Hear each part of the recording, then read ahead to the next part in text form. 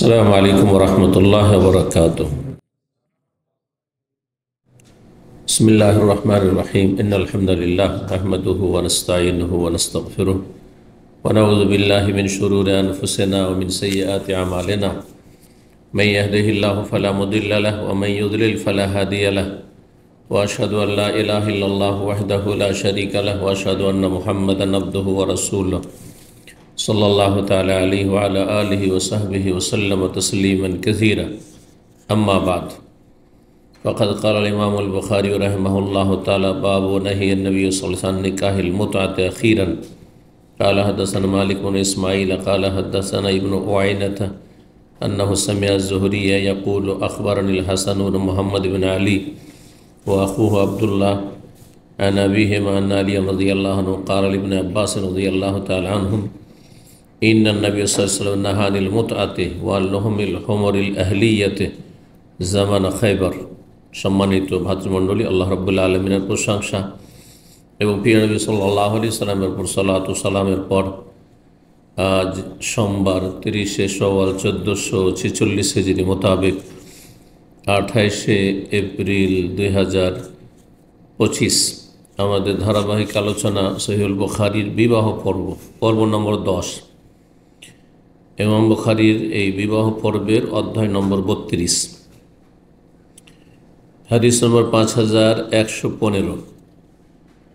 এই অধ্যায়ে ইমাম বুখারী রাহিমাহুল্লাহ নেকাহে মোতার বিয়ে যে হারাম, আল্লাহ রাব্বুল আলামিন এবং তার রাসূল নিষেধ করেছেন, যা এক সময় হালাল ছিল কিছু সময়ের জন্য, তারপরে হারাম করে দেওয়া হয়েছে চিরতরে কিয়ামত পর্যন্ত। এই সম্পর্কীয় হাদিসগুলি নিয়ে আসা হয়েছে। মোতার বিয়ে কে বুঝেন? একটু হাত তোলেন তো দেখি। মোতার বিয়ে, একটা দুটা হাত বাস। মোতার বিয়ে মানে কন্ট্রাক্ট বিয়ে, চুক্তির বিবাহ। একদিন, 2 দিন, 3 দিন, 1 সপ্তাহ, 1 মাস, 1 বছর, চুক্তিভিত্তিক বিবাহ, যে এত দিনের জন্য এত টাকার বিনিময়ে তোমাকে আমি গ্রহণ করছি, বিয়ে করছি বা তোমাকে নিয়ে থাকব। এটা মূলত যেহেতু বিয়ে না, সুতরাং ইজাব কবুল প্রশ্নে ওঠে না। টাকার বিনিময়ে হচ্ছে শারীরিক মিলন, যেটি জেনা, যেটি ইসলাম সব রকমের এইরকম শারীরিক মিলন, বৈবাহিক সম্পর্ক ছাড়া কি বলা হয়েছে? তাকে জেনা বলা হয়েছে। জেনা আমার আদু, এছাড়া অন্য কোনো রাস্তা, স্বামী স্ত্রী সম্পর্ক ছাড়া অন্য কোনো রাস্তা, পথ যে বা খুঁজবে তারা সীমালঙ্ঘনকারী। আর সীমালঙ্ঘনের মেলা স্তর উপরে, শিরক কুফরির, খুন করা, জেনা করা, সুদ খাওয়া, ঘুষ খাওয়া, কাবিরা গুনাহ থেকে সাগিরা গুনাহ পর্যন্ত সীমালঙ্ঘন। যেটাই আপনি ইসলাম বিরোধী কাজ করবেন সেটা হচ্ছে সীমালঙ্ঘন। তো বিবাহের কিছু বিধিনিষেধ রয়েছে, ইসলামিক পদ্ধতি রয়েছে এবং বিবাহের কিছু সৎ উদ্দেশ্য রয়েছে। বিবাহ হইতে হবে স্থায়ীভাবে, দাম্পত্য জীবন গড়ে তোলার জন্য, সংসার করার জন্য। যার সাথে বিবাহ বসবেন আপনার নিয়ত হবে যে আমি একে নিয়েই কী করব? সংসার করব। এই না যে আপনি ভিতরে দুটো অবস্থা হইতে পারে না জায়েজের। একটা হচ্ছে ভিতরে নিয়ত করলেন যে আমি যদিও ইসলামিক বিবাহই করলাম বাহ্যিক সব কিছুতে, কিন্তু ভিতর নিয়ত যে আমি কিছু দিনের জন্য করলাম, যতদিন এখানে আছি, বিদেশে আছি, আর তারপরে অন্য দেশে মহিলা ও দেশে চলে যাবে, আমি আমার দেশে চলে যাব। এটাও হারাম। আর একটি হারাম হচ্ছে স্পষ্ট করে দেওয়া যে তোমাকে এতদিনের জন্য আমি গ্রহণ করছি, বিয়ে করছি, এত টাকার বিনিময়ে। সেটা মোহর বলেন অথবা টাকা বলেন, যাই বলেন, সেটা হারাম এবং সেটি জেনা। এটি যখন ইসলামের প্রথম দিকে কিছু সময়ের জন্য জায়েজ করা হয়েছিল মানুষের প্রয়োজনের কারণে, যেমন আসছে হাদিসে নারীদের সংখ্যা কম ছিল, আর আর্থিক সংকট ছিল, সফরে ছিলেন, গুনাহ থেকে বেঁচে থাকা মুশকিল, তখন এই মোতার বিয়ে, কন্ট্রাক্টের বিয়ে 3 দিনের জন্য বিয়ে করতে পারো। কোনো মেয়ে যদি রাজি হয় আর তোমার সম্মতি হয় তো তুমি টাকার বিনিময়ে বিয়ে করতে পারো। এর নাম হচ্ছে কি? নেকাহুল মুতআ। মুতআ মানে সম্ভোগ করা, মাতাউন থেকে। মাতাউন মানে ভোগের সামগ্রী। কুল মাতাউদ দুনিয়া কালিল, আল্লাহ কোরআনে মাতা শব্দটি। ওমাল হায়াতুদ দুনিয়া ইল্লা মাতাউল গুরুর, পার্থিব জগৎ হচ্ছে প্রতারণার সামগ্রী। জি, আসবাবপত্র, বাড়ির যে ব্যবহারের সামগ্রী, সেগুলিকে মাতা বলা হয়, আসবাবপত্র, মাল সামান। তো এখান থেকে মোতা, মিম তা আইন থেকে মোতা, নেকাহুল মোতা। এই কন্ট্রাক্টের বিয়ে, অস্থায়ী বিয়ে সমস্ত মাযাহিবে, হানাফি, শাফি, মালিকি, হাম্বলি, আহলুল হাদিস, মুহাদ্দিসিন, ফুকাহা, নবী সাল্লাল্লাহু আলাইহি ওয়াসাল্লামের আমল থেকে আজ পর্যন্ত, যেদিন থেকে হারাম করা হয়েছে, খৈবরের যুদ্ধে আর মক্কা বিজয়ে 2 বার করে ঘোষণা করা হয়েছে, বিষয়টি বারবার করে ঘোষণা রিপিট করা হয়েছে, তখন থেকে আজ পর্যন্ত, কিয়ামত পর্যন্ত অকাট্যভাবে হারাম। এবং এটি জেনা, ব্যভিচার। ওই এমনি জেনা করলো, আর কেউ কন্ট্রাক্টে কারোর সাথে যে তোমাকে এত টাকা দেবো, এত টাকাতে 3 দিনের জন্য, 1 সপ্তাহের জন্য, জেনা, ব্যভিচারে কি। যদিও পশ্চিমা সভ্যতায়, আর পশ্চিমা সভ্যতা মুসলিমরাও অধিকাংশই গ্রহণ করে নিয়েছে, মুসলিম শাসক গোষ্ঠীও প্রায় গ্রহণ করে নিয়েছে, শুধু আলহামদুলিল্লাহ কিছু মুসলিম দেশ ছাড়া হয়তো। সেটা হচ্ছে যে ধর্ষণ হইলে অপরাধ, আর সাবালক সামালিকার সম্মতি হইলে এটা অপরাধ নয়। বুঝছেন না? এটা ইহুদি নাসারাদের শিক্ষা। এটা হচ্ছে পশ্চিমা সভ্যতা, যে কোনো মেয়ে যদি রাজি থাকে, আর পুরুষও রাজি, পুরুষের উপরে জবরদস্তি করলো না, আর মহিলার উপরে জবরদস্তি করলো না, 2 জনের সম্মতিতে যদি শারীরিক সম্পর্ক হয়, তারা তো আর জেনা বলে না, শারীরিক সম্পর্ক, হ্যাঁ, ফিজিক্যাল রিলেশন, এগুলি ভাষা বলা যায় না। আসলে কিসের শারীরিক সম্পর্ক? স্বামী স্ত্রী ছাড়া কোনো শারীরিক সম্পর্ক নেই, কোনো ফিজিক্যাল রিলেশন নেই। হারাম জেনা, সম্মতি হোক আর অসম্মতি হোক, জেনা ব্যভিচার, অপরাধ, কাবিরা গুনাহ, কাবিরা গুনাহ, জাহান্নামে যেতে হবে। দুনিয়া আল্লাহ লানত, গজব রয়েছে। জেনাকারী, জেনাকারিনী কখনো সুখে শান্তিতে জীবনযাপন করে না, মানসিক অশান্তিতে থাকে, শারীরিক অশান্তিতে থাকে, বিভিন্ন রোগে আক্রান্ত, বালা মুসিবতে আক্রান্ত হয়। যেসব দুরারোগ্য রোগ, যেসব রোগের চিকিৎসা খুঁজে পাই না আজকাল যান্ত্রিক সভ্যতার যুগে, এইডসের মতো যেগুলো মহামারী, সেগুলির কারণে হচ্ছে জেনা, ব্যভিচার আর সমকামিতা। আল্লাহ লানত, গজব দুনিয়াতেও, এর বাস্তব এটা প্রমাণ। তো নিকাহে মুতা আহলে সুন্নাত ওয়াল জামাত সমস্ত আইম্মায়ে কেরামদের নিকটে কি হারাম এবং জেনা, ব্যভিচার। একমাত্র রাফিজি শিয়া, ইরানি ধর্ম, মজুসিদের সন্তানদের ধর্ম,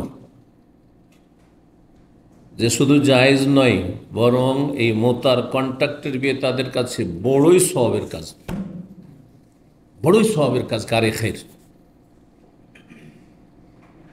তাদের গুমরাহিতে ভরা, শিরক কুফরিতে ভরা, নোংরামিতে ভরা কিতাবাদিতে রয়েছে। একবার কেউ যদি মোতা করে তো হুসাইনের মর্যাদা পাবে, 2 বার করলে হাসানের মর্যাদা পাবে, বড় ভাইয়ের, 3 বার করলে আলীর মর্যাদা পেয়ে যাবে। এগুলো হচ্ছে শিয়াদের ধর্ম। শিয়া প্রেমী বাংলাদেশে অনেক আছে, এই জন্য সতর্ক সাবধান করছি। এ শিয়া প্রেমীরা, এরা মুহূর্তে মুহূর্তে এরা গিরগিটের মতো রং বদলাতে পারে, কখনো হিন্দু সেজে যেতে পারে। হয়ে গেছে, দেখতে পাচ্ছেন, মাজারও সিজদা করতে পারে, শুধু ক্ষমতা পাঠিয়ে দিল, কোনো অসুবিধা নেই। দেওয়ানবাগি হয়ে যাবে, আটরসি হয়ে যাবে, মাইজবান্ডার হয়ে যাবে, সবই হয়ে যাবে, হ্যাঁ, সেকুলার হয়ে যাবে, সব হয়ে যাবে। কথা বুঝতে পেরেছেন? যদি শুধু তাদের ভ্রান্ত বিশ্বাস যে একামতে দিন মানে হচ্ছে ক্ষমতা দখল করা, সমস্ত ইবাদতের বড় ইবাদত হচ্ছে ক্ষমতা দখল করা। এরা সুন্নি সমাজের শিয়া রাফেজি, বুঝতে পেরেছেন? এই জন্য এদের মধ্যে সাথী আর ওই যে রুকুন, তাদের বিভিন্ন স্তর আছে, স্টেজ আছে, কিন্তু এই জামাতিদের আছে না, এদের মধ্যে দিনী ভাই দিনী বোনের নামে খুব নোংরামি চলে।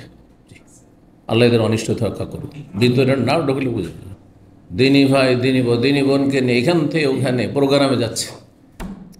কোথায় যায় যে আপনার ওয়াইফকে নিয়ে অন্য কেউ আপনার দিনী ভাই ঘুরে বেড়াবে, আপনার বোনকে নিয়ে ঘুরে বেড়াবে?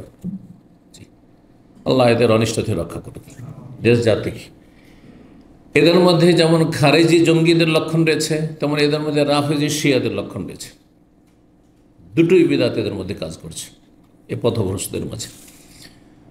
তো বলছিলাম যে শিয়া রাফেজিদের কাছে এরা রাসূলুল্লাহ সাল্লাল্লাহু আলাইহি ওয়াসাল্লামের দুশমন। যদি আপনার স্ত্রীকে আপনি ভালোবাসেন আর আপনার স্ত্রী দুশমন, তো আপনার দোস্ত হইতে পারে? এমন কোনো গণ্ডমূর্খ পাবেন যে আমার স্ত্রীর শত্রু কিন্তু আমার শত্রু না, পাবেন? তো এরা সমস্ত উম্মাহাতুল মুমিনিনের কট্টর শত্রু, বরং কাফের বলে এদেরকে। ব্যভিচারের অপবাদ দিয়ে থাকে। মা আয়েশা রাদিয়াল্লাহু তাআলা সবচেয়ে বেশি ভালোবাসতেন কাকে? রাসূলুল্লাহ সাল্লাল্লাহু আলাইহি ওয়াসাল্লাম, মা আয়েশাকে। মা আয়েশা রাদিয়াল্লাহু তাআলা আনহা এই রাফেজি শিয়াদের কাছে ব্যভিচারকারী, নাউজুবিল্লাহ। সোশ্যাল মিডিয়াতে আছে মা আয়েশাকে লানত করা, কাফের বলাই সব আছে সোশ্যাল মিডিয়াতে ছড়িয়ে আছে রাফেজি শিয়াদের। এদের কাছে এই জেনার বিয়ে, মোতার বিয়ে বড়ই সওয়াবের কাজ, শুধু জায়েজ নাই। তো ইমাম বুখারী রাহিমাহুল্লাহ নিয়ে এসেছেন, যেহেতু রাফেজি শিয়ারা তাদের বাতিল ধর্মকে সমাজে কি করার জন্য, গ্রহণযোগ্য করার জন্য, যাতে গ্রহণযোগ্যতা বাড়ে, সেই জন্য আলী হাসান হোসেনের দোহাই দিয়ে থাকে। হ্যাঁ, আলে বাইতের দোহাই দিয়ে থাকে, ঠিক কিনা? ইমাম বুখারী আমার প্রথম হাদিসটি নিয়ে এসেছেন আলী রাদিয়াল্লাহু তাআলা আনহু মোতা সম্পর্কে, মোতা যে হারাম, এবং আলী রাদিয়াল্লাহু তাআলা আনহু বর্ণনাকারীও তার বংশেরই, তার ছেলেরা। জি, দেখেন হাদিসটি। তো ইমাম বুখারী মাল বলছে বাবু নাহি নবী আন নিকাহিল মুতআতি আখিরান। এই অধ্যায় হচ্ছে নবী সাল্লাল্লাহু আলাইহি ওয়াসাল্লাম মোতার বিয়ে থেকে নিষেধ করেছেন আখিরান, শেষ অবস্থায়, মানে আগে বৈধতা ছিল, তারপরে কি করেছে? শেষ দিকে নিষেধ করেছেন। কখন নিষেধ করেছেন? খায়বরের যুদ্ধ। খায়বরের যুদ্ধ কখন? সপ্তম হিজরিতে। সে সময় 3 দিনের জন্য হরণ করা হয়েছে। তো 5115 নম্বর হাদিস বর্ণনা করছেন ইমাম জোহরি তাবি। তিনি বলছেন আখবারানিল হাসান ইবনে মুহাম্মদ বিন আলী, আমাকে হাদিস সম্পর্কে জানিয়েছেন হাসান বিন মোহাম্মদ বিন আলী। তো আলী রাদিয়াল্লাহু তাআলা চতুর্থ খলিফা যিনি, তার ছেলের ঘরের নাতি, মানে পোতা, বুঝতে পারছেন না? ছেলের ছেলে, আলে বাইত। তো যদি মোতার বিয়ে হালাল হতো, আলে বাইতরা হালালের হাদিস বয়ান করতেন। হ্যাঁ, কি বয়ান করছেন দেখেন। ও আখো, এবং তার ভাইও আবদুল্লাহ বিন মোহাম্মদ বিন আলী, 2 নাতি 2 পোতা। কার? আলী রাদিয়াল্লাহু তাআলা আনহু। কার থেকে বর্ণনা করছেন? দাদার থেকে বর্ণনা করছেন, দাদার সূত্রে, যে আন্না আলী রাদিয়াল্লাহু আনহু কাল, আলী রাদিয়াল্লাহু তাআলা আনহু বলেছেন ইবনে আব্বাসকে। আব্দুল্লাহ বিন আব্বাস রাদিয়াল্লাহু তাআলা আনহুমা নবী সাল্লাল্লাহু আলাইহি ওয়াসাল্লামের জীবদ্দশায় অল্প বয়সের ছিলেন। এর আগে বহুবার বলেছি বিভিন্ন ঘটনায়, এই যে মুহরিম অবস্থায়, ইহরামের অবস্থায় বিয়ে সম্পর্কে বলেছি। নবী সাল্লাল্লাহু ইন্তেকালের সময় তার 13 বছর বয়স। তাহলে খয়বরের যুদ্ধের সময় কত বয়স হবে? 10 বছর। আরে 10 বছরের ছেলে অনেক কিছুই, এই বিষয়গুলির অনেক কিছুই না জানতে পারে, স্বাভাবিক এটা। তো ইবনে আব্বাস রাদিয়াল্লাহু তাআলা আনহুর কাছে মোতা যে হারাম করে দিয়েছেন নবী সাল্লাল্লাহু আলাইহি ওয়াসাল্লাম, এই হারামের সংবাদটি পৌঁছেনি। জায়েজ ছিল এই কথাটি শুধু জানত। অনেক কথা শুনে শুনে আমরা ছোটকাল থেকে জানি, কিন্তু এটা যে ভুল এটা জানি না। একসময় ছিল না এমন অবস্থা, ছিল, তারপরে নিজে সংশোধন হয়েছে। তো ইবনে আব্বাস রাদিয়াল্লাহু তাআলা আনহুর ধারণা ছিল যে মোতার বিয়ে ইসলামে হালাল, প্রয়োজনে। এই জন্য তাকে সতর্ক করছেন কে? আলী রাদিয়াল্লাহু তাআলা আনহু। আর মনে রাখবেন যে শিয়াদের মেলা ফিরকা আছে, মেলা ফিরকা রয়েছে। তার মধ্যে ইরানে যে প্রসিদ্ধ ফিরকা ইসনা আশারিয়া, 12 ইমামে বিশ্বাসী। তাদের ধারণা যে 12 জন ইমাম এমন আছেন, এরা এমন মাসুম নিষ্পাপে নিষ্পাপ যে এদের ধারে কাছে কোনো নবী রসুল যেতে পারবে না। খোমাইনি, যাকে এক শ্রেণীর জামাতি বক্তারা বলতো বাপের বেটা খোমাইনি, বাপের বেটা খোমাইনি। তারপরে কি বলতো, ইরান আমাদের জন্য আদর্শ, ইরানের মহিলার আমাদের জন্য আদর্শ, রাস্তায় বেরোইতে হবে ক্ষমতা দখলের জন্য। এগুলি ছিল তাদের ইসলামের খেদমত। তাফসিরুল কোরআন, এই তাফসির শুনতো আমাদের জাতি। তো এই খোমাইনির একটি কিতাব রয়েছে, তার লেখা আল হুকুমতুল ইসলামিয়া, ইসলামী গভর্নমেন্ট। এই বইটি জামাতিরা ভারতের বিভিন্ন ভাষা অনুবাদ করে, যায় না বাংলায়, কিন্তু কেরালাতে পর্যন্ত, আমাদের কেরালা দায়ী আছে বলে কেরালা ভাষাতে অনুবাদ হয়েছে। কেরালা জামাতিরা কেরালা ভাষা অনুবাদ করেছে, বিভিন্ন ভাষা অনুবাদ করেছে ইসলামী গভর্নমেন্ট। তাদের ইন্নালি আইম্মাতে না মাকামান, আমাদের যে 12 জন ইমাম রয়েছেন, আইম্মাতের ইমাম মানে ওই যে ইমাম মাসুম যারা, আর তাদের সংখ্যা কয়জন? 12 জন। এত বড় মাকাম রয়েছে, মর্তবা রয়েছে, বুঝলেন তো? মাকাম মানে এত মর্যাদা রয়েছে, উঁচু মর্যাদা রয়েছে। লা ইয়াবলুগুহু মালাকুন মুকাররাবুন ওয়ালা নবিয়্যুন মুরসাল, না কোনো আল্লাহর নৈকট্য প্রাপ্ত ফেরেশতা ওইখানে পৌঁছিতে পারবে, জিবরাইল মিকাইল পৌঁছিত তার কাছে নেই। ওয়ালা নবিয়্যুন মুরসাল, কোনো নবী রাসূল ওখানে পৌঁছিতে পারবে না, না ইব্রাহিম, না মুসা, না ঈসা, না মুহাম্মদ সাল্লাল্লাহু আলাইহি ওয়াসাল্লাম, না নূহ আলাইহিসসালাম। এই 5 জন নবী সবচেয়ে শ্রেষ্ঠ নবী, তারাও পৌঁছিতে পারবে না সেখানে। বুঝতে পেরেছেন? এইরকম বহু ক্ষেত্র, যে ক্ষেত্রগুলিতে শিয়াদের সাথে এই সুফি পীরতন্ত্রের বিষয়ে যতগুলি তরিকতলা, তাদের কিন্তু কি সিমিলারিটি রয়েছে, মিল রয়েছে। কারণ পীরদের কিতাবে রয়েছে যে আমাদের ওলি আউলিয়াকে এত উঁচা মাকাম দেওয়া হয়েছে যে ওখানে নবী রসুলও পৌঁছিতে পারবে না, আর ওখানে কোনো ফেরেশতাও পৌঁছিতে পারবে না। এই ক্ষেত্রে তাদের একজন বায়েজিদ বোস্তামি কোথায় ছিল? সেই অগ্নি পূজকদের দেশে, পারস্য দেশেরই, তাই না? এর কবর নাকি বাংলাদেশ। বায়েজিদ বোস্তামির মাজার, ভুয়া মাজার। এই বায়েজিদ বোস্তামি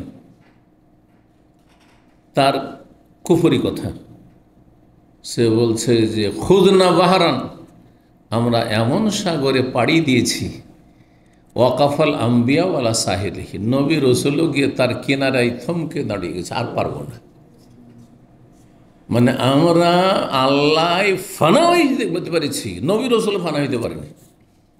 বুঝতে পারছেন না? এই যে ফানার আকিদা রয়েছে ওদের মধ্যেই, বিলীন হওয়ার আকিদা, আল্লাহতে একাকার হয়ে যায়, তারপরে আর আল্লাহতে আর পীরে কোনো পার্থক্য থাকে না।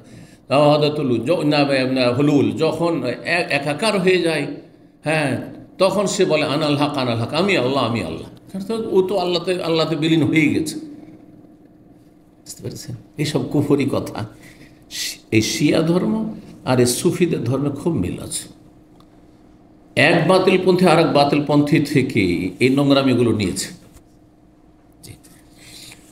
তো কি জন্য বলছিলাম জানে? 12 ইমামের কথা। 12 ইমামের প্রথম ইমামই হচ্ছে আলী তাদের কাছে, 2 নম্বর হাসান, 3 নম্বর হুসাইন। 11টা তো চলে এসছে, কিন্তু 12 নম্বর যে ইমাম আছে, মোহাম্মদ হাসান আসকারি, বলছে যে ও কোনো সুরঙ্গে লুকিয়ে আছে, আত্মগোপন করে আছে। ওর নাম আসলে তারা বলে আজ্জালাল্লাহ ফরজহ। আজ যেমন আমাদের দেশে রেজি আল্লাহকে র আর অন্তস্থ জ লিখে না, দুরুদকে সাল্লাল্লাহু আলাইহি ওয়াসাল্লাম না বলে দ লিখে দেয়, ঠিক না? ওই রকম এরা লিখে আজ, মানে আল্লাহ যেন তাড়াতাড়ি ওই দ্বাদশ ইমাম 12 নম্বর ইমামকে নিয়ে আসে। কারণ তাদের কি ধারণা জানেন? সুন্নিরা জানেন না যে আপনাদের সম্পর্কে তাদের ধারণা কীরকম। এই দ্বাদশ ইমাম যখন আসবে, তো পৃথিবীতে যত সুন্নি আছে, হানফি, শাফি, মালিক, হাম্বলি, আহলে হাদিস আছে, এই সবগুলি হচ্ছে আলে বাইতের দুশ্মন নাসিবিরা, ওরা তো সন্নিবার না, ওরা নাসিবি বলে, এরা হচ্ছে দুশ্মন। সুতরাং এদের সবগুলিকে জবাই করবে, যে শিয়া রাষ্ট্র সারা পৃথিবীতে প্রতিষ্ঠা করবে। বুঝতে পেরেছেন? এটা হচ্ছে তাদের আকীদা। ওই 12 নম্বর ইমাম আসবে তাদের ধারণায়। আল্লাহ তাদের দুনিয়া আখেরাতে ব্যর্থ করুন, তাদের অনিষ্ট থেকে ইসলাম মুসলিমকে রক্ষা করুন। তো দেখেন, ইবনে আব্বাসকে বলছেন আলী রাদিয়াল্লাহু তাআলা আনহু, তাদের প্রথম ইমামি তাদের এই মোতাজে সওয়াবের কাজ তার বিরুদ্ধে হারাম বলে হাদিসে রসুল বয়ান করছেন। বলছেন ইন্নান নাহা আনিল মুতআতে, নবী সাল্লাল্লাহু আলাইহি ওয়াসাল্লাম মোতার বিয়ে নিষেধ করেছেন। 1 2 ওয়ান লহমির হোমরিল আহলিয়াতে, আর গৃহপালিত গাধা। গৃহপালিত গাধা বলতে গাধা, যেটাকে আমরা গাধা বলি, সেটাকে 1400 বছর আগে নবী সাল্লাল্লাহু আলাইহি ওয়াসাল্লাম আমলে আরবরা কি বলতো? গৃহপালিত গাধা। তাহলে গৃহপালিত গাধা যখন এটা হলো, তাহলে অন্য কোনো গাধা আরও ছিল সেই যুগে? হ্যাঁ, নীলগাইকে তারা গাধা বলতো, কিন্তু সেটাকে বলতো আল হমরুল ওয়াহশিয়া, জঙ্গলি গাধা, যেটা পোষ মানে না, শিকারি গাধা। মানে নীলগাই মানুষকে দেখলে পালিয়ে যাবে জঙ্গলে, হ্যাঁ, তার মানুষ শিকার করে। তো এই জন্য আহলিয়া বলা হয়েছে। আর আজকাল যেহেতু আমাদের ভাষাতে গাধা একই রকমের গাধা, সেই জন্য আর ওই বলতে হয়নি যে আহলি গাধা আর ওয়াহশি গাধা। বুঝতে পারছেন না? কারণ শাব্দিক অর্থ যদি করেন আর যদি রহস্য না জানা থাকে যে গৃহপালিত গাধা আবার কি, তাহলে গৃহপালিত গাধা তো গরু ছাগলের মতো কোনো গাধা আছে নাকি? গৃহপালিত পশু সাধারণত আমরা কোনগুলোকে বলি? হ্যাঁ, গরু ছাগল এগুলোকে বলি। হ্যাঁ, মহিষ, হ্যাঁ, উঁট যদি পুষন্ত উঁট গৃহপালিত, জি, গবাদি পশু। তো এখানে আহলি গাধা, হোমর হেমারের বহু। আহলি গাধা মানে বাড়িতে মানুষ যে ব্যবহার করে, গ্রামে গঞ্জে বাড়িতে ঘরে রাখে, এটা হচ্ছে গাধা, আহলি গাধা। আর ওয়াহশি গাধা, ওয়াহশ মানে যে পোষ মানে না, জঙ্গলি গাধা অর্থাৎ নীলগাই। জি। তো কখন হারাম করেছেন? জামানা খৈবর, খৈবরের সময়কালে, খৈবরের যুদ্ধ 7ম হিজরিতে, তখন গাধা হারাম। তার মানে তার আগে গাধার গোস্ত খাওয়া হালাল ছিল, তার আগে মোতার বিয়ে হালাল ছিল। এবার বোঝা গেছে? তারপর হারাম করে দেওয়া আছে।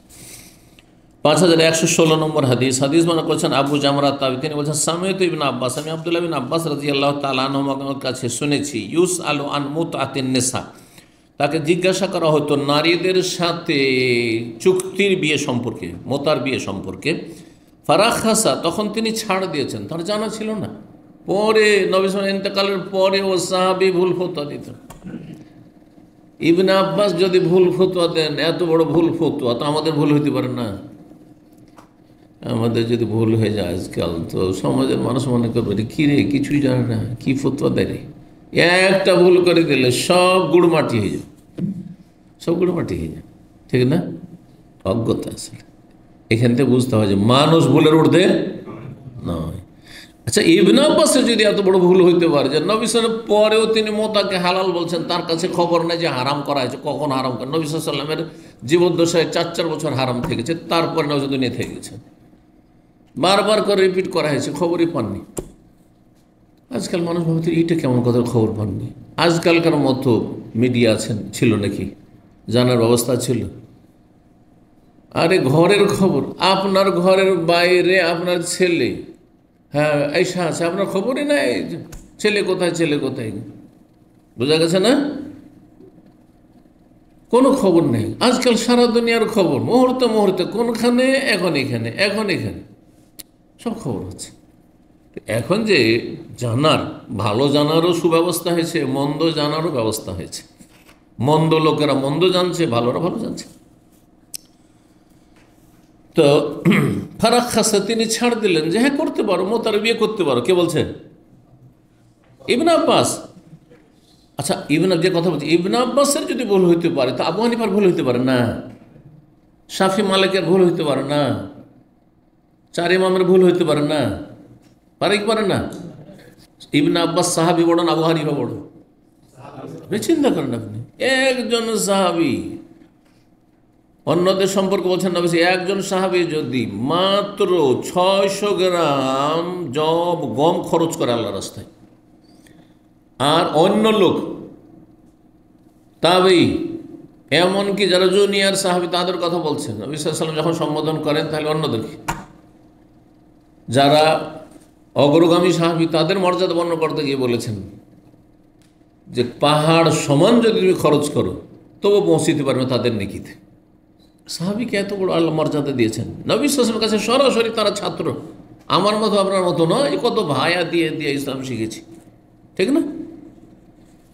তাহলে ইবনে আব্বাসের ভুল হতে পারে। এখান থেকে আমাদের শিক্ষণীয় বিষয় হচ্ছে আবু হানিফার মযহাবে মেলা ভুল ফতোয়া আছে, শাফি মযহাবে মেলা ভুল ফতোয়া আছে, মালিকি মযহাবে মেলা ভুল ফতোয়া আছে। হাত ছেড়ে নামাজ পড়ছে, আপনি ঠিক মনে করেন?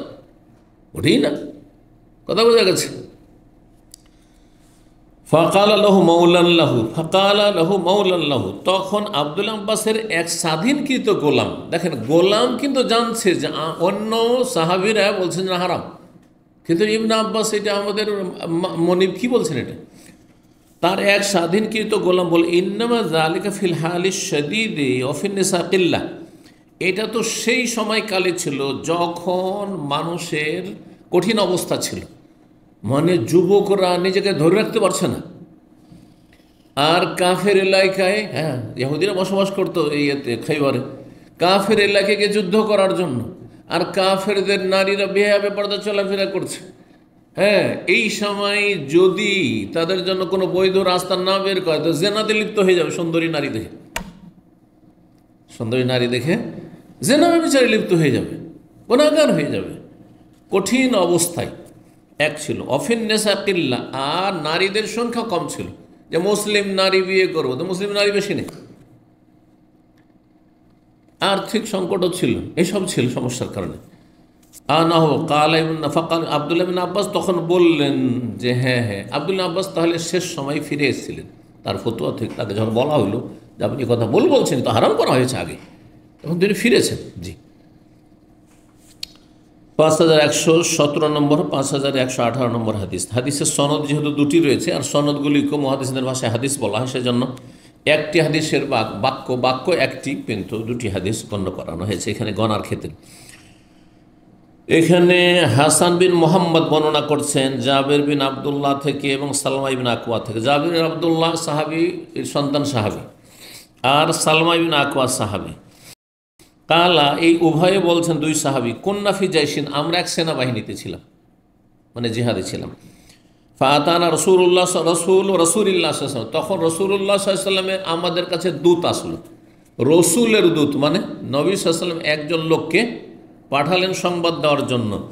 কি বললেন? ইন্নাহু কাদ ওয়াজানা লাকুম, তোমাদেরকে অনুমতি দেওয়া হয়েছে নবীর পক্ষ থেকে, আন্তাস্তামতেউ, যে তোমরা মুতআর বিয়ে করতে পারো, ফাস্তামতেউ, সুতরাং তোমরা মোতা করলে করতে পারো।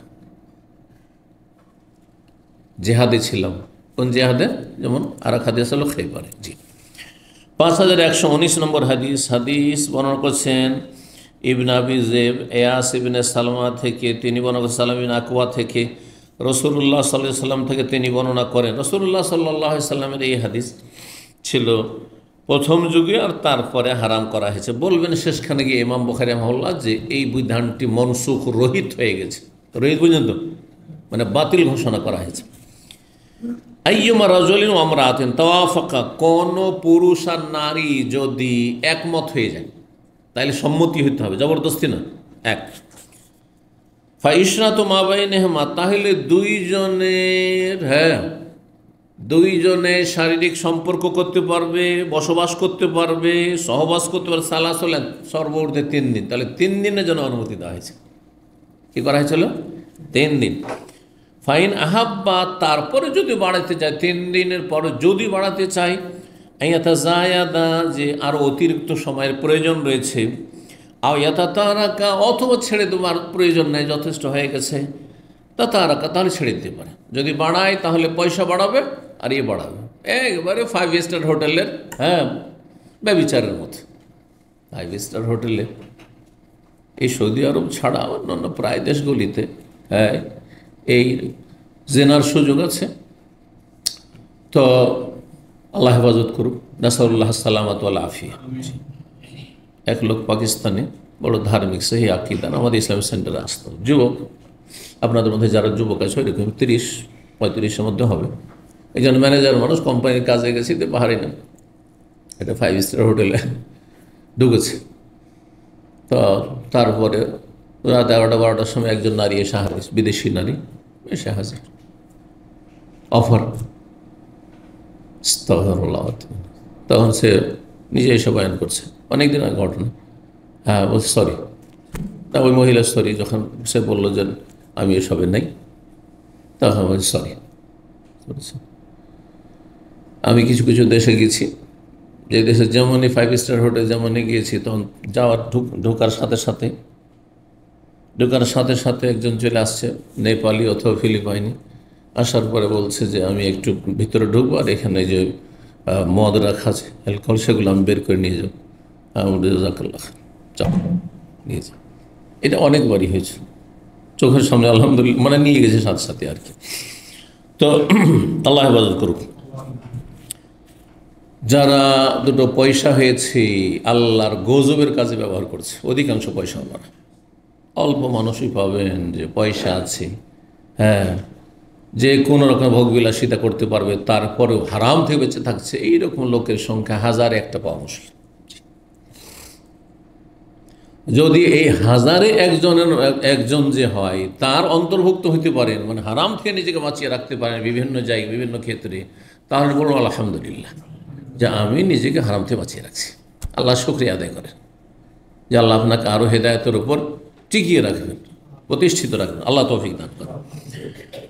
বলছে ফামা আদরি, আমি জানি না, আশাইয়ুন কানালানা খাসা, এটিকে আমাদের জন্য বিশেষভাবে হুকুম ছাড় ছিল যে তোমরা যদি সম্মতি হয় নারী পুরুষে, তাহলে 3 দিনের জন্য, আর তার অতিরিক্ত করতে চাও পয়সার বিনিময়ে মোতাবিয়া করতে পারো।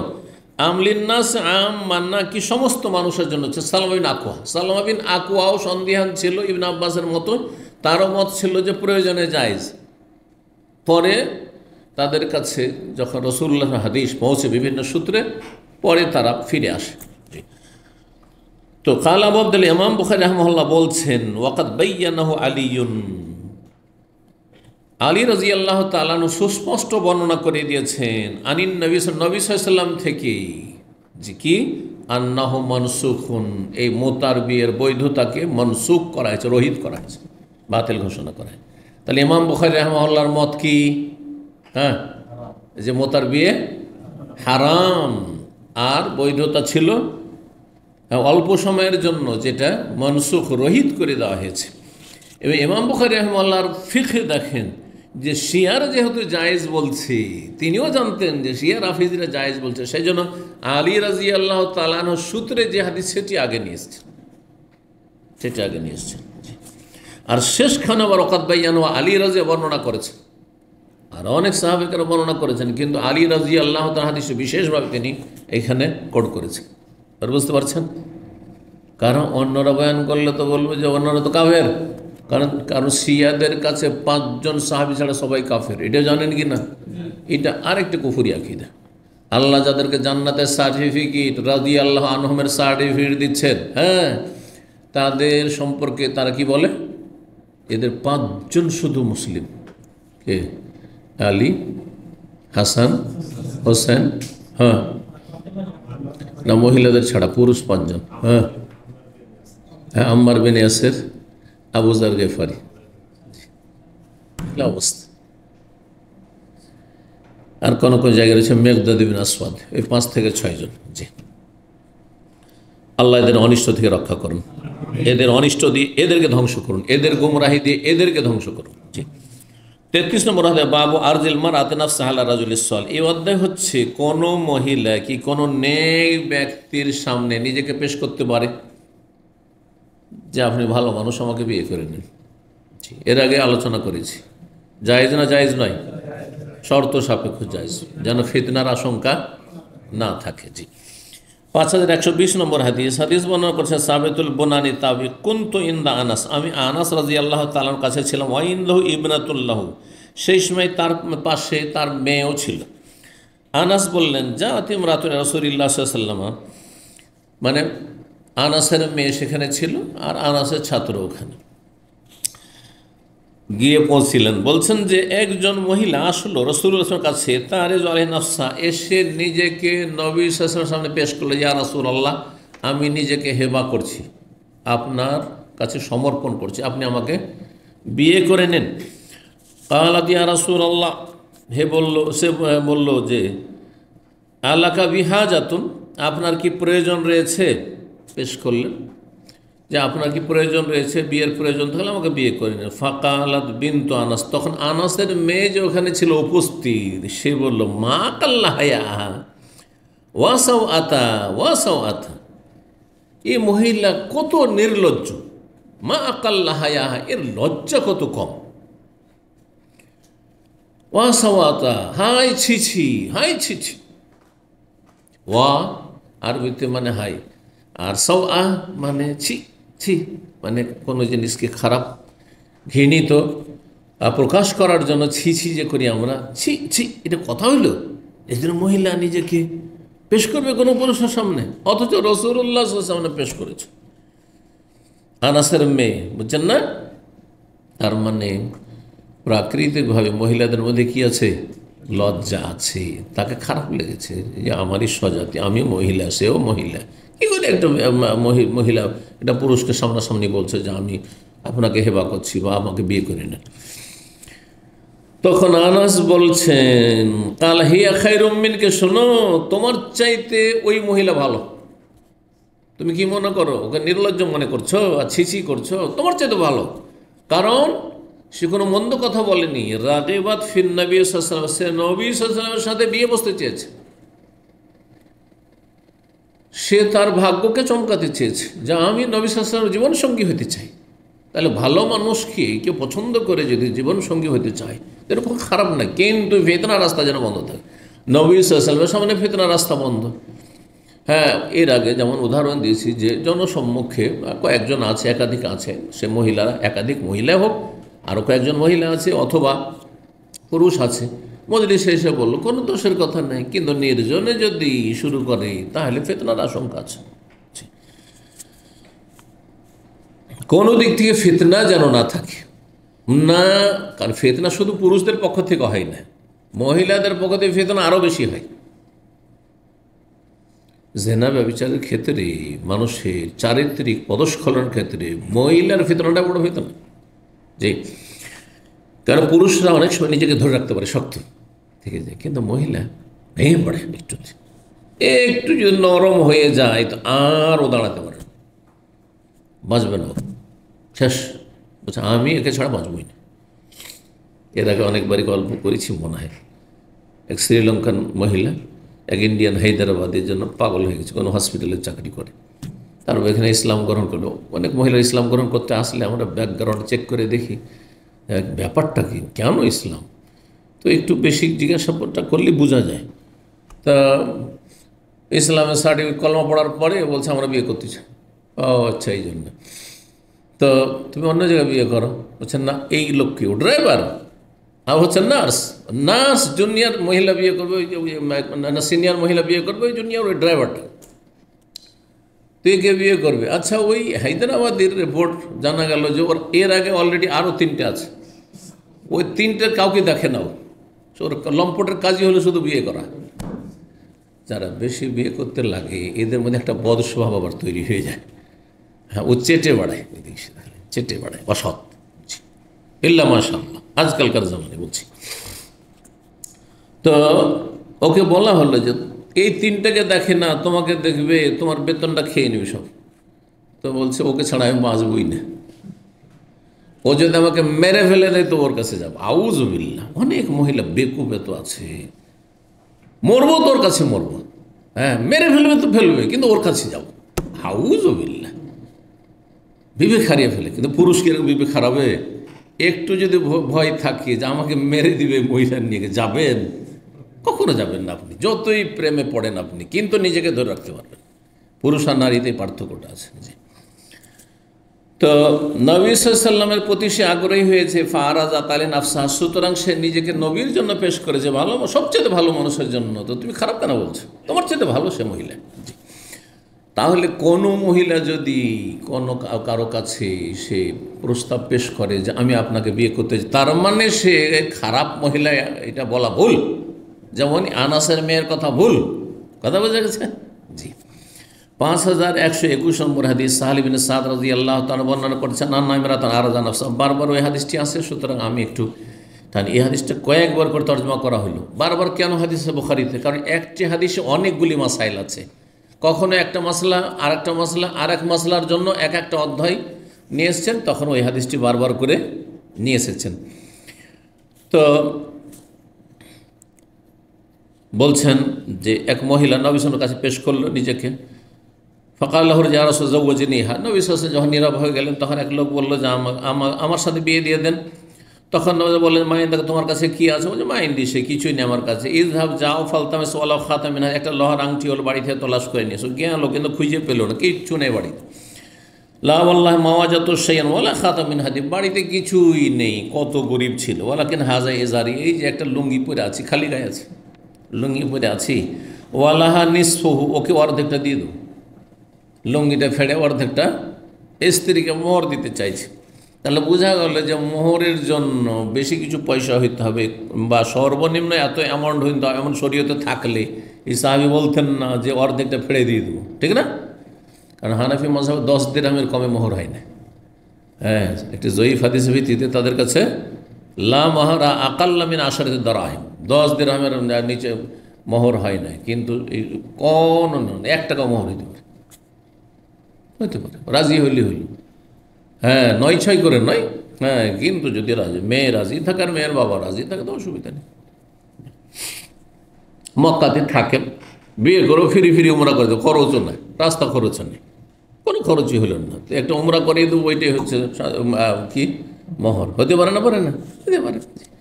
কোরআনে একটা সূরা শিখিয়ে দেবো, এই হাদিস ওরও দলিল।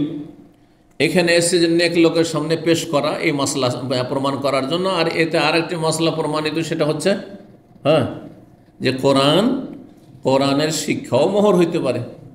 আরে সূরা নাস মুখস্থ করিয়ে দিলেন, ওইটাই মোহর হইতে পারে।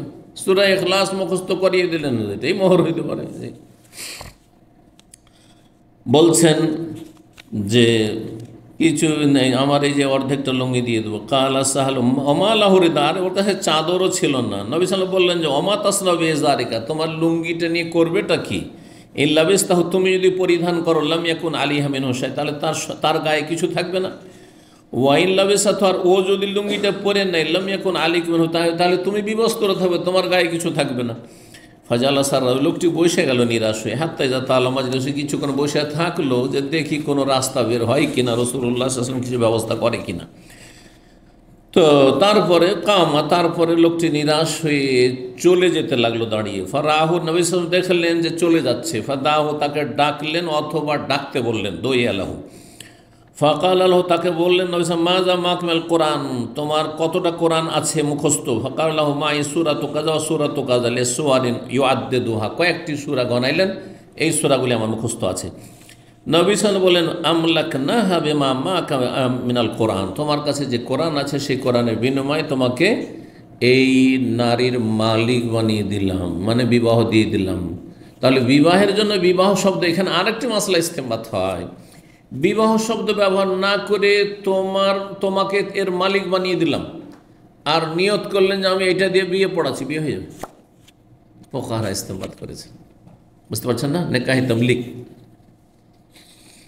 মেয়ের বাবা বলি, ঠিক না? সে কি করবে? ইজাব করে, প্রস্তাব। সে বলল যে আমার মেয়েটির আমি এতদিন মালিক ছিলাম, আজকে থেকে তোমাকে মালিক বানিয়ে দিলাম। আর আপনি বললেন কাবিল, তো আমি কবুল করে নিলাম, বিয়ে হয়ে গেল। বিয়ে এত সহজ। জি। 34 নম্বর অধ্যায় বলছেন, বাবা আরজিল ইনসান ইবনাতু উখতাহু আলা আহলিল খাইর। এই অধ্যায় হচ্ছে কোনো ব্যক্তি যদি তার মেয়ে অথবা বোনকে ভালো মানুষের সামনে পেশ করে, মানে মেয়ের পক্ষ থেকে প্রস্তাব। আমাদের বাঙালি সমাজে মেয়ের পরিবার থেকে যদি প্রস্তাব আসে, তো কি হয়ে গেল? এটি আইব হয়ে গেল। হ্যাঁ, আমি মেয়ের বাবা, মেয়ের ভাই, এটা কি আমরা বলতে পারি? বিয়ের প্রস্তাব দিয়ে ছেলে পক্ষ দিবে, এগুলি কুসংস্কার সমাজে। আপনি কোনো ছেলেকে পছন্দ করেন, আপনি নিজেই বলেন কারণ আপনি আপনার মেয়ের জন্য, বোনের জন্য সবচেয়ে ভালো পেলে তার নিচে নামবেন না আপনি। সুতরাং ভালো পেয়েছেন আপনি বলেন। হতে পারে যে ওরা অনেক সময় সাহস করছে না। অনেক জায়গায় আছে ছেলে আপনার পছন্দ, কিন্তু ছেলের পরিবার হিম্মতি করে না যে আপনাদের সাথে এই বিষয়ে কথা বলবে। বংশীয় মর্যাদায় পার্থক্যের কারণে, শিক্ষাগত পার্থক্য থাকার কারণে, অথবা ধন সম্পদের পার্থক্য থাকার কারণে, আর্থিক দিক থেকে পার্থক্য, বিভিন্ন রকমের পার্থক্য থাকতে পারে, সেই কারণে। বোঝা গেছে কি না? সুতরাং আপনার যখন পছন্দ হয়েছে তখন আপনি মেয়ের পক্ষ, কোনো আইব নয়, বরং আপনি সওয়াবের কাজ করছেন। আপনি আপনার মেয়ের জন্য, আপনার বোনের জন্য একটা ভালো ছেলেকে খোঁজার জন্য সর্বাত্মক চেষ্টা করছেন, অপেক্ষায় থাকছেন না কি জানি আপনার আগে যদি আর কেউ বলে দেয়, বা আর কারোর সাথে কারোর ওপর নজর পড়ে যায়, কোনো পরিবারের ওপর, তো সেখানে চলে যাবে, তার আগে আপনি সুযোগ নেন। কোনো দোষের কথা নেই। যারা এগুলোকে দোষণীয় মনে করে তাদের মধ্যে দোষ আছে। বুঝতে পেরেছেন? জি। আচ্ছা, বিয়ে হইল না, মন খারাপ। কোনো মন খারাপ করার কিছু নেই, কোনো মন খারাপ করার কিছু নেই। কোনো কিছু কারো কাছে কেনাকাটার ক্ষেত্রে বললেন যে ভাই এই জিনিসটা আমি কিনতে চাই, দেবেন আপনি? না ভাই, বিক্রি করবো না। রাগ করার আছে নাকি? ঠিক ওই রকমই বিষয়টি।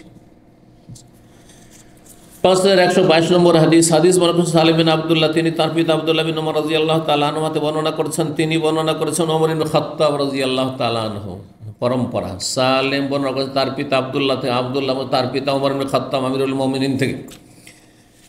ওমর ইবনে খাত্তাব রাদিয়াল্লাহু তাআলা আনহু হিনা তাআয়্যামাত হাফসা বিনত ওমর, ওমরের কন্যা যখন হাফসা রাদিয়াল্লাহু তাআলা আনহুমা কি হয়ে গেলেন, বিধবা হয়ে গেলেন। তাআয়্যামা মানে বিধবা হয়ে গেলেন। স্বামী কে ছিল তার? খোনাইস বিন হোজাফা সাহমি। খোনাইস বিন হোজাফা সাহমি থেকে বিধবা হয়ে গেলেন, মানে মারা গেল স্বামী। ওয়াকান মিন আসহাবিন নবী সাল্লাল্লাহু আলাইহি ওয়াসাল্লাম, নবী সাল্লাল্লাহু আলাইহি ওয়াসাল্লামের একজন বিশিষ্ট সাহাবী ছিলেন তিনি।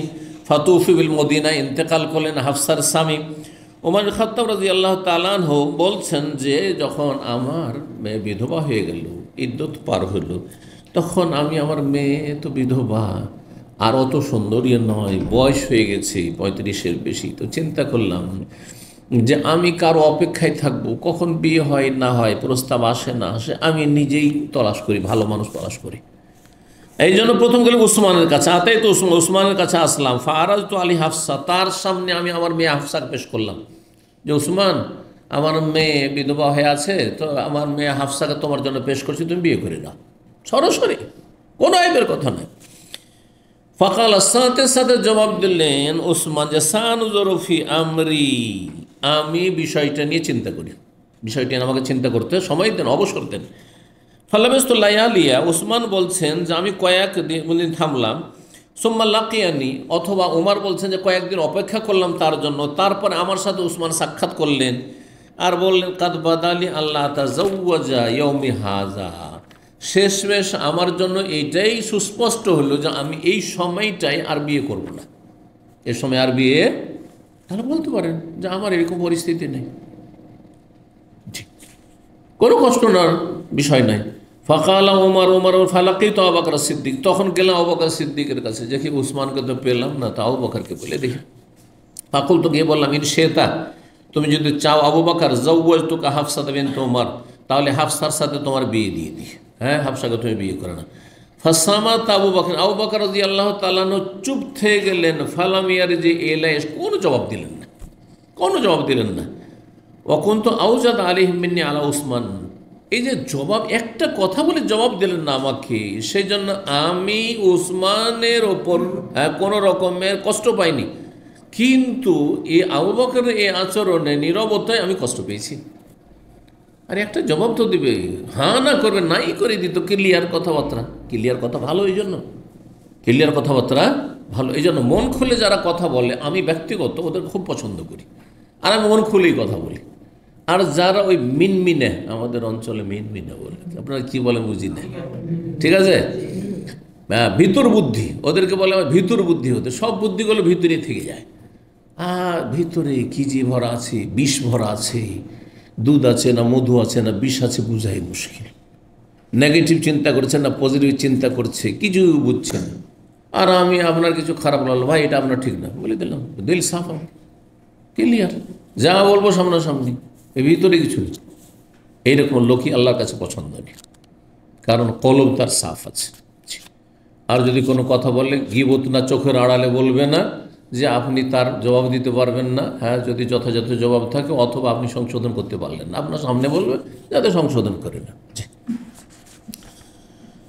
তো বলছেন যে অকুন্ত আউজাদা আলিহি, আমি বেশি কষ্ট পেলাম আবু বকরের ওপর মিন্নি আলা ওসমান, ওসমানের চাইতে। ওসমান যে না করে দিল ওদের তেমন কষ্ট পেলাম না, কিন্তু এদের কষ্ট পেলাম। ফালাবস্তুল্লাহ, কয়েকদিন আর গেল, আর কয়েকদিন পার হইল। তারপরে সুম্মা খাতাবাহা রাসূলুল্লাহ রাসূলুল্লাহ সাল্লাল্লাহু আলাইহি সাল্লাম আমার মেয়ে হাফসাকে প্রস্তাব পাঠিয়ে দিলেন। আল্লাহু আকবার।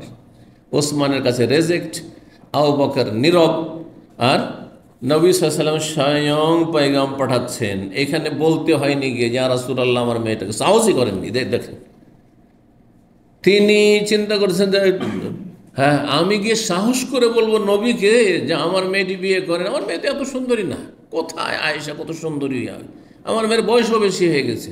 এই হিম্মত হয়নি। এর জন্য বলো কখনো কখনো ছেলে আপনার পছন্দ আর আপনার মেয়ে আছে, বিয়ে দেওয়ার মতো আপনার বোন আছে, তাহলে আপনি নিজেই আগে বেড়ে আপনি বলেন, হোক আর না হোক তাতে কী হলো, কোনো দোষের কথা না। জি, তো বলছেন যে রাসূলুল্লাহ সাল্লাল্লাহু আলাইহি ওয়াসাল্লাম পায়গাম দিয়ে দিলেন, ফান কাহতু হাইয়াহু, তখন নবীর সাথে আমি বিয়ে পড়িয়ে দিলাম, বিয়ে দিয়ে দিলাম। ফালাকিয়া আবু, তারপর আবু বকরের সাথে সাক্ষাৎ হয়েছে। আবু বকর তো বুঝতে পেরেছেন যে আমি যে কোনো জবাব দিইনি, এতে তো ওমর কষ্ট পেয়েছে, একটু এমনিই তো মেজাজি মানুষ, কষ্ট পেয়েছেন। আবু বকর বললেন, লাকাদ ওয়াজাদতা আলাইয়া, আপনি কিন্তু আমার উপর কষ্ট পেয়েছেন। হিনা আরাদতা আলাই হাফসা, যখন আপনি হাফসাকে আমার সামনে পেশ করেছিলেন বিয়ের জন্য প্রস্তাব। ফালাম আর যে এলেগেশন, কিন্তু আমি কোনো উত্তর দিতে পারিনি। কেন উত্তর দিতে পারিনি এখন বুঝতে পেরেছেন। ব্যাপারটা কি ছিল, যে নবী সাল্লাল্লাহু আলাইহি সাল্লাম তার অন্তরঙ্গ বন্ধু ছিল আবু বকর, ঠিক না? তো অন্তরঙ্গ বন্ধুর সাথে সব কিছু শেয়ার করতেন। এর মধ্যে এটাও শেয়ার করেছেন, কয়েকবার জিজ্ঞাসা করেছেন যে হাফসার স্বামী মরা কতদিন হইল, ইদ্যুৎ পার হইল কি হইল না, হ্যাঁ 4 মাস 10 দিন পার হয়েছে কিনা। এই যে জিজ্ঞাসা, কেন জিজ্ঞাসা করছেন? আমি বুঝতেই পেরেছিলাম যে রাসূলুল্লাহ সাল্লাল্লাহু আলাইহি ওয়াসাল্লাম তোমার মেয়েকে বিয়ে করবে, সেই জন্য এখানে আমি কি করে বলে দেবো যে হ্যাঁ। তা নবী সাল্লাল্লাহু আলাইহি ওয়াসাল্লাম যদি না করতেন তখন আমি করতাম, কিন্তু আমি জানি একটি গোপন কথা, ওটাও বলতে পারছি না যে দেখো নবী তো বিয়ে করবেন, এটাও বলতে পারছেন না, কারণ এটা নিষিদ্ধ। মানুষের গোপনীয়তা রক্ষা করতে আমাকে বলেছে বলে আমি সবকে বলবো, বুঝছেন না? সুবহানাল্লাহ। বলছেন যে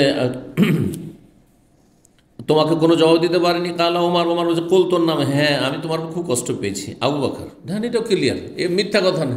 কার বড় কষ্ট পেয়েছেন? বলছে ভাই কষ্ট পেয়েছেন? না না না না না, কষ্ট পাইনি। ও মুনাফিকি ভরা আছে, একদম মিথ্যা কথা বলছেন, আমার ভিতরে কষ্ট আছে। কেন? সোজা বলেন যে আপনারই কথাতে কষ্ট পেয়েছি। সত্য কথা না বললেন কয়েকটা দুটো গুনাহ হলো, একদম ভিতর খারাপ করে রেখেছেন এক গুনাহ, আর একটা মিথ্যা কথা বলছেন না না ভাই কোনো কষ্ট পাইনি, মিথ্যা কথা। তো বলছে হ্যাঁ আমি কষ্ট পেয়েছিলাম।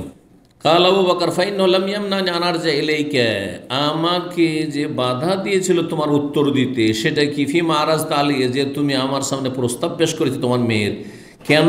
ইল্লা আন্নি কুনতু আলিমতু, আমি জানতাম যে আন্না রাসূলুল্লাহ কাদ যাকারাহা, যে রাসূলুল্লাহ সাল্লাল্লাহু আলাইহি ওয়াসাল্লাম তোমার মেয়ের কথা একবার আলোচনা করছিলেন।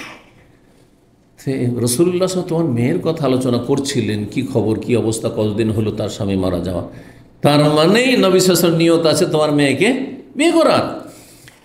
ফালাম আকুন লিউফশিয়া সিররা রাসূলুল্লাহ, আমি রাসূলুল্লাহ গোপন তথ্য ফাঁস করব এটা আমি চাইনি, গোপন তথ্য জানিয়ে দেবো এটাও আমি চাইনি। ওয়ালাউ তারাকাহা রাসূলুল্লাহ, রাসূল যদি ছেড়ে দিতেন, বিয়ে না করতেন, কাবিলতুহা, তাহলে আমি বিয়ে করতাম, সাদরে গ্রহণ করতাম।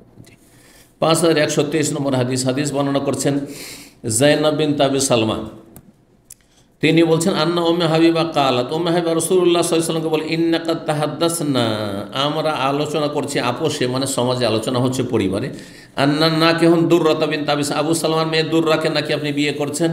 রাসূলুল্লাহ বললেন যে আলা উম্মে সালমা, উম্মে সালমাকে বিয়ে করে আছি, ওর মাকে আর দুররাকেও বিয়ে করব, মানে মা বেটি একসাথে, এটা কেমন করে হয়? আগের ঘরের মেয়ে, এটা তো জায়েজ নয়। আর এটা কেমন কথা? লাউলাম আনকে উম্মা সালমা মাহাল্লাতলি, যদি উম্মে সালমাকে বিয়ে নাও করতাম তবুও এই দুররা বিনতে আবু সালমার মেয়ে দুররা আমার জন্য হালাল হইতো না। কেন? আর একটা দিক হারামের ছিল, সেটা হচ্ছে যে দুররার বাবা আবু সালমা আমার দুধ ভাই, ইন্না আবাহা আখি মিনার রাদা, তার বাবা আবু সালমা আমার দুধ ভাই ছিল। 35 নম্বর অধ্যায় বলছেন বাবা কৌলিল্লাহ ওয়াজ্জা, এই অধ্যায় হচ্ছে মহান আল্লাহর এই বাণীর তফসির সম্পর্কে, তাৎপর্য সম্পর্কে। ওয়ালা জুনাহা আলাইকুম, তোমাদের কোনো গুনাহ হবে না, ফিমা আররাদতুম মিন খিদবাতিন নিসা, যদি তোমরা ইঙ্গিতে কোনো নারীকে বিয়ের প্রস্তাব দাও, ইঙ্গিতে, ইশারা ইঙ্গিতে, আও আকনান্তুম ফি আনফুসিকুম, অথবা মনে মনে রাখো, ভিতরে গোপন রাখো। কখন? তার শুধু বাহ্যিক যদি এইটুকু বলা হয়, তাহলে ইঙ্গিতে পয়গাম দেওয়া অথবা মনে মনে ধরে রাখা যে আমি অমুককে বিয়ে করব, অমুকের মেয়েকে বিয়ে করব, আর প্রকাশ্যে বলা যাবে না, স্পষ্ট ভাষায় প্রস্তাব দেওয়া যাবে না? যাবে। তাহলে এইখানে ব্যাপারটা অন্যরকম আছে। সেটা হচ্ছে ইদ্যতে, একজন মহিলার তালাক হয়েছে অথবা স্বামী মারা গেছে, তালাক হইলে ইদ্যত কতদিন? হ্যাঁ, 3 মাসিক। জি। আর যদি স্বামী মারা যায় 4 মাস 10 দিন, ঠিক না? এটা ইদ্যত। এতদিনে বিয়ে করা, এই দিনগুলোতে বিয়ে করা যাবে না। আচ্ছা, বিয়ের প্রস্তাব দেওয়া যাবে? বিয়ে দেওয়া হয়েছে 10-20 দিন, 1 মাস 2 মাস হয়েছে, এখনো 4 মাস 10 দিন পুরা হয়নি। হ্যাঁ, যদি পয়গাম দেওয়া জায়েজ না হারাম? যেমন বিয়ে করা হারাম, তেমনি পয়গাম প্রস্তাব দেওয়া হারাম। কিন্তু যদি ইশারা ইঙ্গিতে বলেন, ওই ইশারা ইঙ্গিতের কথা আয়াতে বলা হয়েছে ইদ্যত চলাকালীন ওয়ালা জুনাহা আলাইকুম, প্রসঙ্গ তাহলে ইদ্যতের, আগে ইদ্যতের কথা আলোচনা হয়েছে, নারীদের ইদ্যতের কথা। ইদ্যত চলাকালীন লা জুনাহা, তোমাদের কোনো গুনাহ হবে না, ফিমা আররাদতুম বিহি মিন খিদবাতিন নিসা, মহিলাদেরকে পয়গাম দেওয়ার ক্ষেত্রে যদি ইঙ্গিত করো, ইঙ্গিতে পয়গাম দাও, তাহলে ইদ্যত চলাকালীন ইঙ্গিত করা যাবে। ইঙ্গিতের কিছু শব্দ উদাহরণস্বরূপ আসছে, তখন আরও কিছু শব্দ হয়তো আমরা এখানে অ্যাড করব। কেমন করে ইশারা ইঙ্গিত করা যায়? বিয়ের ইশারা ইঙ্গিত আপনারাও বুঝছেন, তাই না? যে সরাসরি বিয়ের কথা বলা, একটা ইশারা ইঙ্গিতে বিয়ের কথা বলা। জি। আচ্ছা, কোনো পুরুষ মানুষ যদি বলে যে আপনার মেয়েটা মাশাআল্লাহ বেশ সুন্দরী, আর বিয়ের যোগ্য হয়ে আছে, বিধবা হয়ে আছে, তালাক প্রাপ্ত, তো কি বুঝায়? বিয়ের একজন আগ্রহী, সুন্দরী, মানে পরের মেয়েকে সুন্দরী বলার উদ্দেশ্যটাকে, উদ্দেশ্য হচ্ছে যে কিন্তু আমি বিয়ের কথা বলতে পারছি না, কারণ ইদ্যত চলছে, সেই জন্য। এবার বুঝতে পেরেছেন? আপনার মেয়ে বসে থাকবে না, চিন্তা করতে হবে না, ইদ্যত পার হইলেই হ্যাঁ অনেকে বিয়ের প্রস্তাব দেবে, আপনি চিন্তাই করিয়েন না। ইশারা ইঙ্গিত, হ্যাঁ, কোনো মেয়েকে সরাসরিও ইশারা ইঙ্গিত করা যেতে পারে। হ্যাঁ, তো শব্দগুলি আসছে কিছু উদাহরণস্বরূপ। আও আখনা, অথবা ভিতরে ভিতরে, যেই দিন থেকে ওর স্বামী মারা গেছে, তালাক দিয়েছে, সেই দিন থেকে নিয়ত আছে যে এই মেয়েটা ইদ্যত পার হলে বিয়ে করবো। হ্যাঁ, ইদ্যত পার হলে বিয়ে করবো, কিন্তু সম্পর্ক খারাপ করা যাবে না। আগে থেকে এই তালাক করাবো কোন রকম করে, স্বামী স্ত্রীতে ঝগড়াবাদী ঝামেলা বাদিয়ে দিই, আর তালাক করাবো, তারপরে বিয়ে করবো, এটা হারাম, এটা লানতের কাজ। কারো স্বামী স্ত্রী সম্পর্ক খারাপ করা হারাম, কিন্তু সম্পর্ক খারাপ চলছে, টানাপোড়া চলছে, ঝামেলা চলছে, তালাক হয়ে গেল, হ্যাঁ, তারপরে আপনি বিয়ের জন্য ইশারা ইঙ্গিত করতে পারেন, অথবা মনে আকনান্তুম ফি, মনে মনে সেটাকে রাখতে পারো, লুকিয়ে রাখতে পারো। হ্যাঁ জি, গোপন রাখো অথবা ইশারা ইঙ্গিত করো। সূরা বাকারা আয়াত 235। আকনান্তুম মানে কি? আদমারতুম ফি আনফুসিকুম, তোমাদের মনে যদি গোপন রাখো, লুকিয়ে রাখো। অকুল্লু শাইইন সুনতাহু, কোনো কিছুকে যদি আপনি সুরক্ষিত রাখেন, ওয়াজমারতাহু, আপনি যদি সেটা গোপন রাখেন, তো সেটাকে বলা হয় মকনুন। এই জন্য কোরআনে কারিমে হ্যাঁ আল্লুলুল মকনুন, হ্যাঁ, হুরদেরকে বলা হয়েছে কামসালিল্লু উলুল মকনুন। জি। তারপরে বলা হয়েছে, বা ওই এদেরকে জান্নাতের খাদেমদেরকে বলা হয়েছে। আর তারপরে ফি কিতাবি মাকনুন, হ্যাঁ, কোরআন ইন্নাহুল্লাহ কোরআনুন ফি কিতাবি মাকনুন, লুকায়িত, গোপন, গোপন, হ্যাঁ, ফলকে লিখনিতে রয়েছে, মানে লহে মাহফুজ। লহে মাহফুজ জিন, শয়তান, মানুষ, সবার থেকে লুকায়িত রয়েছে, কারো হাত সেখানে পৌঁছতে পারে না। 5124 নম্বর হাদিস বর্ণনা করছেন ইবনে আব্বাস রাদিয়াল্লাহু তাআলা আনহুমা তাফসীর করে এই আয়াতের যে ইশারা ইঙ্গিতে বিয়ের প্রস্তাব দেওয়াটা কেমন হয়। বলছে ফিমা আররাজতু মিন খিদওয়াতিন নিসাই, নারীদেরকে পয়গামের ক্ষেত্রে ইশারা ইঙ্গিত হচ্ছে এখন ইন্নী উরিদু তাজওয়িজ, একটা কোনো বিধবা মেয়েকে অথবা তালাকপ্রাপ্ত মেয়ে ইদ্যতে আছে অথবা তার ভাইকে তার বাবাকে বলছেন যে আমি আজকাল বিয়ে করতে ইচ্ছুক, বিয়ে করার জন্য আমি রেডি, আজকাল তালাশ করছি, তার মানে তোমাকে বিয়ে করতে চাই বা তোমার মেয়েকে আমি পেগাম দিতে চাই, একটা উদাহরণ। তারপরে ওয়ালা ওদের তো আন্না ইয়াসসারুল ইমরাতান সালেহা, আমি আশা আকাঙ্ক্ষা রাখি যে আল্লাহ আমার জন্য একটি নেক সতী নারীর বন্দোবস্ত করে দিক, সহজ করে দিক। আমি একটা নেক জীবনসঙ্গী খুঁজছি, আল্লাহ যেন সহজ করে দেন। কোনো মহিলাকে বলছেন। কাসেম বিন মোহাম্মদ প্রখ্যাত তাবি ফকিহ মদিনা বলছেন ইয়াকুল ইন্নাকি আলাইয়া কারিমা, কেউ যদি বলে তুমি আমার কাছে খুব সম্মানিত, কোনো বিধবা মহিলাকে ইদ্যতে আছে অথবা তালাক প্রাপ্তাকে, তুমি আমার কাছে সম্মানের পাত্র, সম্মানিত। এরকম ওয়াইন্নি ফিকে লারাগিব, আমি তোমার বিষয়ে আগ্রহী। বিয়ে বললেন না যে প্রস্তাব দিচ্ছি, বিয়ে করব, কি আমি তোমার বিষয়ে আগ্রহী। কিন্তু আজকালকার সময় এরকম কথা বললে ফিতনা শুরু হইতে পারে। তখন থেকেই শুরু হয়ে গেল। না, এটা যেন না হয়, ফিতনা মুক্ত।